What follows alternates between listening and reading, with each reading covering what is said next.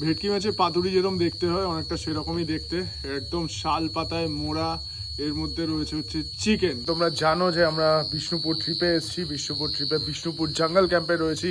আর জঙ্গল ক্যাম্পে আজকে আমরা খেতে চলেছি শাল পাতায় পোড়া চিকেন। একদম কাঁচা শাল পাতা স্টিচ করা রয়েছে, মানে কাঠি টাঠি দিয়ে লাগানো রয়েছে। আর তার সাথে এখানে চিকেন ম্যারিনেট করা রয়েছে। এরম ভাবে শাল পাতার মধ্যে চলে যাচ্ছে হচ্ছে চিকেন। হ্যাঁ, এটাকে বেশ মুড়িয়ে তারপরে পোড়ানো হবে। একটু মশলা দেওয়া আছে, কিন্তু এইটা যদি এখন মুখে দিয়ে টেস্ট করা হয় কোনো কাঁচা চিকেনের গন্ধ পাওয়া যাবে না। শাল পাতাটাকে মুড়িয়ে দেবে নাকি হ্যাঁ। শ্রীকান্ত দা? হ্যাঁ, দেখি কিরম ভাবে। এই দেখো, তার দিয়ে পুরো বেঁধে দেওয়া হয়েছে, চারপাশ দিয়ে বেঁধে দেওয়া হয়েছে। এটাকে আগুনে ফেলার আগে বনি কি বক্তব্য একটুখানি শুনে নেবো। বনি কি বলছো? দেখতে লাগছে পাতুরির মতো, ইলিশ পাতুরি, ভেটকি পাতুরি হয় না, পুরো ইউনিক জিনিস, মানে প্রথমবার ট্রাই করব। আগুনের মধ্যে বসানো হবে। একদম আগুনের মধ্যে বসানো হবে। এই শাল পাতার চিকেন চলে যাচ্ছে হচ্ছে আগুনের মধ্যে।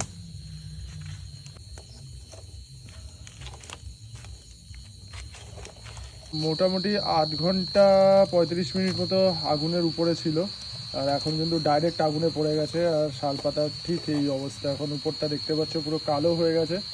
একটু মন দিয়ে শুনলেই তোমরা শুনতে পাবে শেয়াল ডাকছে, মানে একদম জঙ্গলের মধ্যে রয়েছে। দেখো,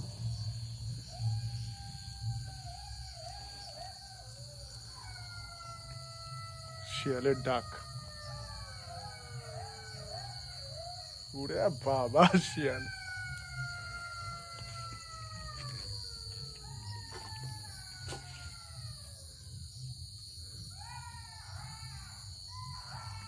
সাংঘাতিক শিয়ালের ডাক।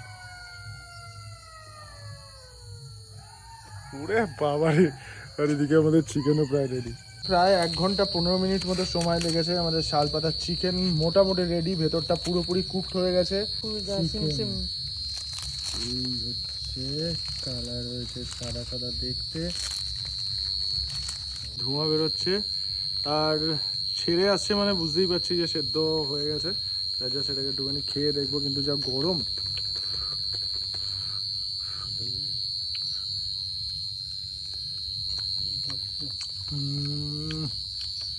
ভালো আছো? সেদ্ধ হয়েছে? দারুণ হয়েছে, সেদ্ধ পুরো।